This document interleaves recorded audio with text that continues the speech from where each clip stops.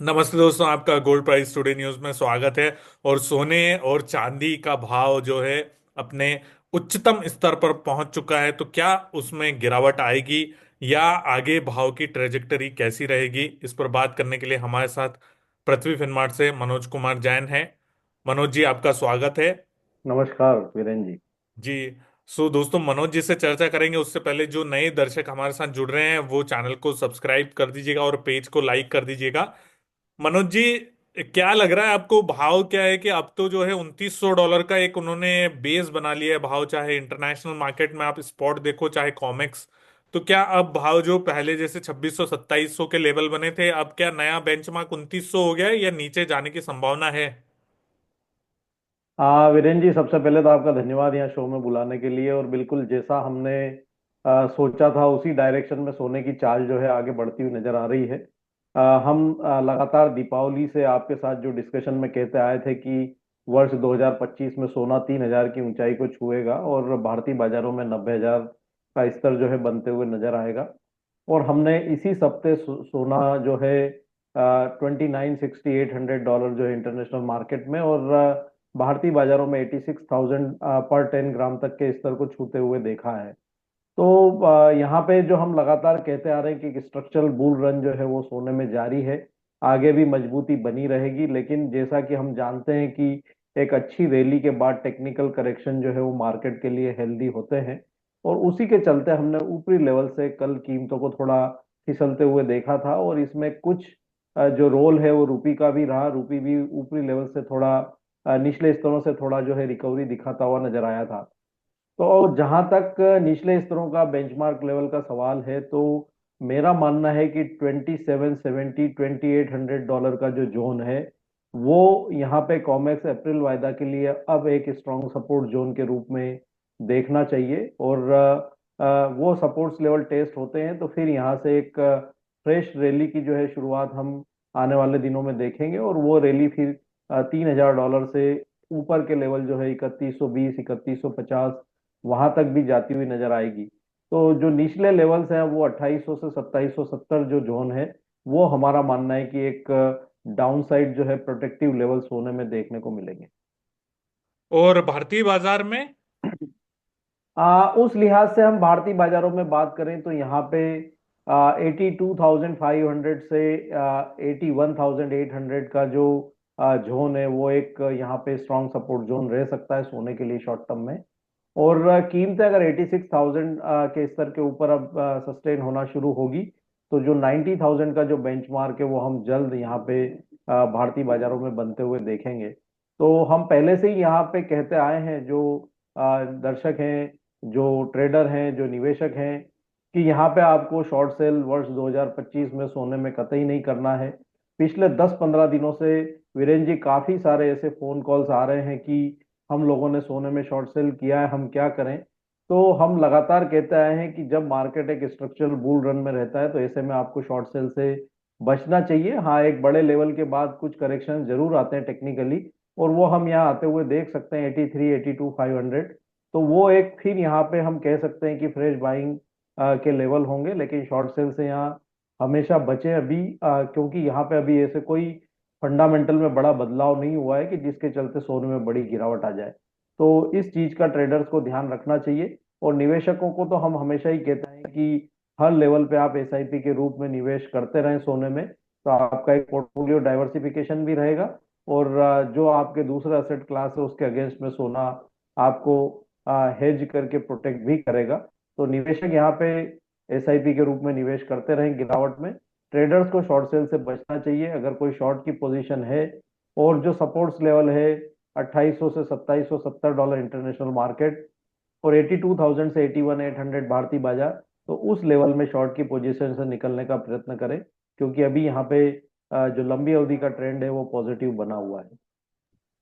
Sir, Bharat में जो dollar और रुपया रुपया लगातार कमजोर हो रहा है, उसका कैसा असर देख रहे हैं क्या? और जो ज्वेलर्स हैं उन लोगों को थोड़ा सा ये समझने में मुश्किल हो रही है कि इंटरनेशनल मार्केट की चाल और भारत की चाल मैच क्यों नहीं कर पा रही है, तो उसमें ये कितना बड़ा रोल प्ले कर रहा है और रुपया आप कहाँ जाते हुए देख रहे हैं?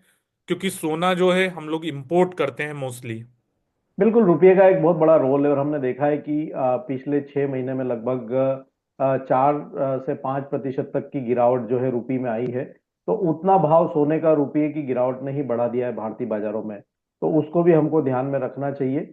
दूसरा, यहाँ पे जो रुपये की गिरावट का सवाल है, तो अभी भी हमारा मानना है कि रुपये में एक स्थिरता अभी शॉर्ट टर्म में देखने को नहीं मिलेगी। जिस तरह से यहाँ पे टैरिफ को लेकर के खबरें आ रही है, यूएस की नज़र जो है भारतीय एक्सपोर्ट के ऊपर है। यूएस जितना भी एक्सपोर्ट भारत को करता है उसके ऊपर यहाँ पे भारत में टैरिफ जो है हम लगाते हैं।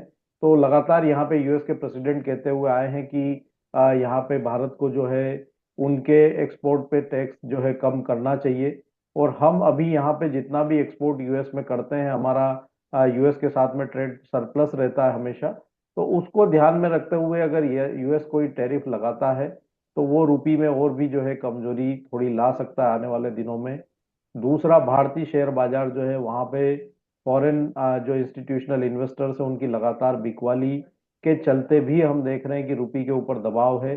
और वो भी एक यहाँ पे प्रेशर बनाने का काम जो है रुपये में कर रहा है। तो हमारा मानना है कि यहाँ पे जो ट्रेड कॉन्फ्लिक्ट और जिस तरह से बिकवाली यहाँ पे जो इक्विटी मार्केट में देखने को मिल रही है, तो उसके चलते फर्स्ट हाफ में जून तक एक बार रुपया जो है 90 तक के स्तर तक जो है गिरावट दिखा सकता है।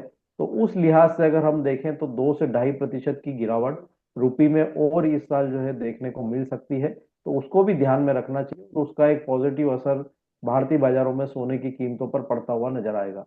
तो अगर 2.5% की गिरावट और आती है तो 2,000 रुपये वो सोने में रुपये की गिरावट ही बढ़ा देगी। और जो अगर डॉलर टर्म में जो वृद्धि आएगी वो एक एडिशनल वहां पे रहेगी। तो ये दोनों चीजों को ध्यान में रख के ही यहाँ पे सावधानी पूर्वक व्यापार करना चाहिए। एक चीज और मैं आपसे समझना चाहूंगा, चूंकि रुपए की बात आई है और अभी हमारे prime minister Narendra Modi ji US की विजिट पे, और कल उनकी डोनाल्ड ट्रंप के साथ वहां पर बैठक भी होने वाली है। तो क्या वहां पर टैरिफ को लेकर या ऐसी कुछ नरमी, या चूंकि ब्रिक्स को लेकर बहुत मौखर रहे हैं डोनाल्ड ट्रंप, और उन्होंने बोला है कि अगर डॉलर से आप अवे गए तो हम लोग आपके ऊपर 100% टैरिफ लगा देंगे। तो वहां पर कुछ मामला सॉफ्ट हो सकता है, या ट्रंप जैसे हैं वैसे ही रहेंगे? देखिए, ट्रम्प यहाँ पे, ट्रम्प का हम अगर देखें एक पर्सनालिटी, तो वो कभी भी जो यूएस को लेकर के और कभी भी सॉफ्ट रहे नहीं है। यूएस जो उन्होंने जो उनकी पॉलिसी रही है, मेक यूएस ग्रेट अगेन, तो उस पे वो कभी भी कंप्रोमाइज करते हुए नजर नहीं आए। पहले टर्म में भी हमने देखा था और दूसरे टर्म में और ज्यादा एग्रेशन जो है अभी तक देखने को मिला है। जब से उनका इनॉग्रेशन हुआ है 28 जैन को, उसके बाद से हमने देखा है कि अभी एक महीना भी नहीं हुआ है और जिस तरह से वो धड़ाधड़ जो है निर्णय ले रहे हैं, तो उसको देखते हुए लग नहीं रहा है कि वो बहुत ज्यादा कंप्रोमाइज की स्थिति में होंगे। तो ऐसे में जो पार्टनरिंग कंट्रीज है उनको कहीं ना कहीं थोड़ा सा सॉफ्ट होना पड़ेगा। और अगर यहाँ पे भारत ट्रेड को लेकर के कोई डील देता है तो वो भी रुपये में एक थोड़ा सा कमजोरी का जो है संकेत रहेगा उसके चलते भी। और वही हम देख रहे हैं कि अभी अगर हम देखें तो रुपये की जो रियल एक्सचेंज रेट है वो 108 109 के आसपास है। तो उस लिहाज से रुपया भी जो दुनिया के जो दूसरी करेंसीज है उसके सामने अभी मजबूत है इंटरनेशनल मार्केट में अगर हम बात करें। तो ऐसे में अगर यहाँ पे कोई भी ट्रेड को लेकर के, टैरिफ को लेकर के भारत की तरफ से यूएस को कोई डील दी जाती है तो उसके चलते रुपये में एक नेगेटिव इफेक्ट देखने को मिल सकता है। उसी के चलते हम प्रेडिक्ट कर रहे हैं कि 90 तक एक बार जो है रुपया कमजोर हो सकता है। तो बिल्कुल यहाँ पे नजर रहेगी कि किस तरह से यहाँ पे डील जो है होती है भारत और यूएस के बीच में ट्रेड को लेकर के, वीरेन जी। सर एक चीज और मैं समझना चाहूंगा, जैसे ये दो तीन न्यूज अभी पिछले 2-3 दिन में आई थी, मैंने एक लाइव भी किया था। एक तो चीन में जो इंश्योरेंस के फंड है उनको गोल्ड खरीदने की वहां पर मंजूरी दे दी गई थी। चीन के जो फाइनेंस रेगुलेटर है उन्होंने। और उसके बाद हमने देखा कहीं ना कहीं कल मॉर्निंग का जो सेशन था, जब एशियन मार्केट खुला रहता है, उस समय एक बड़ी तेजी देखने को मिली थी। और जो मॉर्निंग के आवर्स में यूएस मार्केट नॉर्मली इवनिंग के आवर्स में ज्यादा वहां पर एक्टिव रहता है, पर यहाँ पर मॉर्निंग आवर में ज्यादा एक्टिव था 1-2 दिन से। तो क्या आपको लग रहा है चाइनीज बाइंग आ रही है वहां पर? बिल्कुल, यहाँ पे चाइनीज सेंट्रल बैंक पिछले 3 महीनों से लगातार जो है बाइंग कर रहा है और जो उन्होंने पॉज किया था वो रिज्यूम हुआ है और 3 महीने से वहां पे बाइंग देखने को मिल रही है। जिस तरह से चाइना ने वहां के इंश्योरेंस कंपनीज को भी जो है बाइंग के लिए परमिट किया है, तो ऐसा एक कैलकुलेशन आ रहा है कि लगभग $27.4 बिलियन का जो एक एडिशनल फंड सोने में बाइंग के लिए यूएस की तरफ से आ सकता है इन कंपनीज की परमिशन के चलते। तो निश्चित रूप से यहाँ पे सारे देश जो है वो टैरिफ को लेकर के सतर्क है, और इसीलिए हम देख रहे हैं कि जो सेफ हेवन डिमांड जो है सोने में लगातार बढ़ रही है।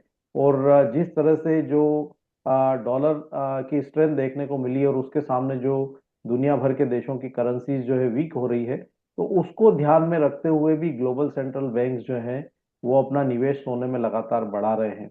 तो ये सारे घटनाक्रम को देखते हुए अभी ऐसा कोई संकेत नहीं है कि सोने में कोई बड़ी गिरावट जो है वो देखने को मिलेगी शॉर्ट टर्म में। सोने में बड़ी गिरावट जब भी आ सकती है वीरेन जी, जब यहाँ पे जो यूएस की तरफ से ट्रेड को लेकर के जो कॉन्फ्लिक्ट है वो थोड़े कम पड़ते हुए नजर आए, और जो ग्लोबल सेंट्रल बैंक ने सोना जो इतना अक्यूमुलेट किया है उनकी तरफ से कभी कोई बड़ी सेलिंग आती है मार्केट में, तो ही सोने में बड़ी गिरावट आ सकती है। लेकिन अगर ये ट्रेड कॉन्फ्लिक्ट जारी रहते हैं और सेफ हेवन डिमांड बनी रहती है, तो मेरा मानना है कि यहाँ पे सोने में स्ट्रेंथ जो है वो बरकरार रहेगी।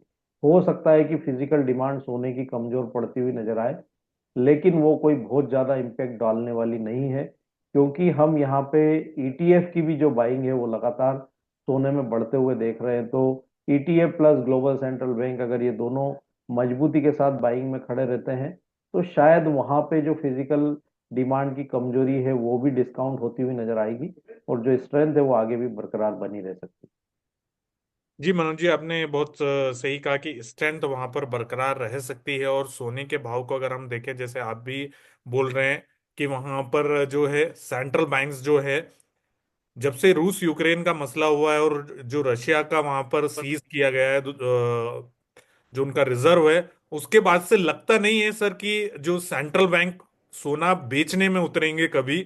क्योंकि मुझे लग रहा है कि उन्होंने एक स्ट्रेटेजिक मूव बना लिया है कि अब सोने को अपने पास रखना ही है, चाहे कोई भी सिचुएशन आ जाए, सोना अपने पास रहना चाहिए। तो आगे जाकर ऐसा कोई बड़ा दिखता नहीं है कि वहां पर सेंट्रल बैंक बेचेंगे, क्योंकि अनसर्टेनिटी का अब सबको समझ में आ गया। और जिस हिसाब से ट्रम्प आए और टैरिफ लग रहे हैं और सोना भी लंदन से यूएस शिफ्ट हो रहा है, तो उसमें लग नहीं रहा है कि सेंट्रल बैंक वहां पर बेचने आएंगे, उल्टे कोई खरीद। भी कोई भी नहीं बेचेगा वीरेंद्र जी, इसीलिए बोला गया है कि सोना है सदा के लिए, क्योंकि सोना ही एक ऐसी है, हम कह सकते हैं कि असेट है कि कभी भी कोई एक अनफोर्सीन अगर इवेंट होता है या ऐसी कोई नेचुरल कैलामिटी होती है, तो आप आपकी प्रॉपर्टी को साथ में नहीं ले जा सकते, आपके और कोई दूसरे असेट को साथ में नहीं ले जा सकते। लेकिन अगर आपके पास एक सोना है, तो एक थैले में रख के अगर आप निकल जाएंगे तो कहीं ना कहीं आपको जो है उसका पैसा मिल जाएगा, और आप अपना जो लाइफ है वो सरवाइव कर सकते हैं। तो इसीलिए हम देख रहे हैं कि जो कोविड के बाद से जो सोने की इम्पोर्टेंस जो है वो लगातार बढ़ी है, और उसको और पुख्ता जो है रशिया यूक्रेन के वॉर ने किया है, जब रशिया के जो असेट्स है वो फ्रीज होते हुए नजर आए थे दूसरे देशों में। तो निश्चित रूप से यहाँ पे सोना जो है वो ग्लोबल सेंट्रल बैंक्स, मुझे नहीं लगता, बिल्कुल आपकी बात से मैं इत्तेफाक रखता हूँ कि वो कोई यहाँ पे सेलिंग करेंगे। उल्टा यहाँ पे बाइंग जो है वो और आने वाले समय में बढ़ती हुई नजर आएगी, क्योंकि जो कॉन्फ्लिक्ट है वो कम नहीं हो रहे हैं। अभी हमने देखा कि मिडल ईस्ट में भी जो सीज फायर डील हुई थी वहां पे फिर से फ्रेश स्टेटमेंट्स आ रहे हैं। इसराइल ने वहां पे हमास को साफ तौर पर जो है चेतावनी दी है कि अगर आपने होस्टेजेस को सैटरडे तक रिहा नहीं किया, तो वो सीज फायर डील जो है वो रद्द कर सकते हैं। तो बिल्कुल विश्व जो है एक बड़े अनिश्चित माहौल में जो है अभी बैठा हुआ है, और ऐसे में नहीं लगता है कि सोने की चमक यहाँ पे फीकी पड़ती हुई नजर आएगी। सर 2025 में मैक्सिमम डाउन साइड कितना लगता है आपको? कितना सोना नीचे जा सकता है या चांदी 2025 में? क्योंकि हमने कुछ एक इंटरव्यू किए, उसमें बहुत माइंड ब्लोइंग टारगेट आए हैं नीचे के। तो आपको क्या लगता है मैक्सिमम डाउन साइड कितना हो सकता है? कोई भी सिचुएशन होती है यूएस या कोई भी, मतलब हम कोई भी प्रेडिक्ट नहीं कर सकते हैं। सच बात तो ये है कि आज की डेट में कोई भी प्रेडिक्ट नहीं कर सकता है कि अगले 12 महीने में वहां पे ट्रम्प क्या करने वाले हैं, विश्व की हालत क्या होने वाली है। पर फिर भी आपके चार्ट्स पर 2025 में डाउन साइड कितना दिखा रहा है सोना? क्योंकि जिन लोगों ने, जैसे आपने भी बोला कि सेल में बैठे हुए हैं, जो लोग वहां पर बेच के बैठे हुए हैं, उन लोगों को क्या कुछ आपका क्या कहना है, कितना जा सकता है? देखिए, अभी का जो एनवायरनमेंट है वीरेंद्र जी, यहाँ पे अगले 12 मिनट का प्रिडिक्शन भी बहुत डिफिकल्ट है, जिस तरह से स्टेटमेंट आ रहे हैं। और ऐसे में अगले 12 महीने का जो व्यू है अपने को निकालना वो काफी डिफिकल्ट है। लेकिन टेक्निकली अगर ऐसी कोई सिचुएशन निर्मित होती है, क्योंकि देखिए जो टेक्निकल है वो ईफ्स एंड बट्स पे ही चलता है। हम लेवल के स्पेसिफिक बात करते हैं कि अगर ये लेवल आया तो इसके नीचे ये आ सकता है। जिस तरह से आपने देखा होगा कि कोई सीरियस पेशेंट होता है और आईसीयू में एडमिट होता है, तो डॉक्टर ये बोलते हैं कि भाई अगले 48 से 72 घंटे अगर पेशेंट स्टेबल रहा तो फिर ये डेंजर के बाहर आ जाएगा। तो उसी तरह से टेक्निकल चार्ट भी जो है वो लेवल्स के ऊपर काम करते हैं, और हम उसी बेसिस पे बताते हैं कि अगर ये लेवल्स ब्रेक होते हैं तो नीचे में फिर वहां तक एक बार डाउन साइड जो है देखने को मिल सकती है। तो उस स्टडी के लिहाज से अगर हम देखें तो जो यहाँ पे जो लंबी अवधि का जो टेक्निकल चार्ट है वो ये दिखाता है कि अगर डाउन साइड में 2770 के जो मैंने लेवल्स बताए अगर वो ब्रेक होते हैं तो नीचे में 2640 से $2550 के जो है लेवल्स वो ओपन हो सकते हैं। तो उस केस में मैक्सिमम अगर हम बात करें तो यहाँ से 78,000 तक के स्तर जो है डाउन साइड में मैक्सिमम आ सकते हैं। लेकिन हाल फिलहाल में ऐसी कोई संभावनाएं नजर नहीं आ रही है। और अगर यहाँ पे 2800 2770 के सपोर्ट लेकर के मार्केट वापस मूव करता है अपसाइड में, तो फिर हम वहां पे शायद $3200 तक भी इस रैली को होते हुए देखें। तो यहाँ पे जो भी ट्रेडर्स हैं स्टॉप लॉस का जरूर पालन करें, और एक लिमिट में अपनी जो कैपेसिटी है उसके हिसाब से ही ट्रेड करें, ओवर ट्रेड ना करें। तो ही आप यहाँ पे इस मार्केट में सरवाइव कर सकते हैं। निवेशक अपने निवेश को एसआईपी के रूप में जारी रखें, क्योंकि वॉलेटिलिटी जो है वो मार्केट में और बढ़ने वाली आने वाले समय में। जिस तरह से हम जो ग्लोबल हालात देख रहे हैं और जिस तरह से जो ट्रेड का कॉन्फ्लिक्ट यहाँ पे निर्मित हो रहा है, तो वो वॉलेटिलिटी को बरकरार रखेगा।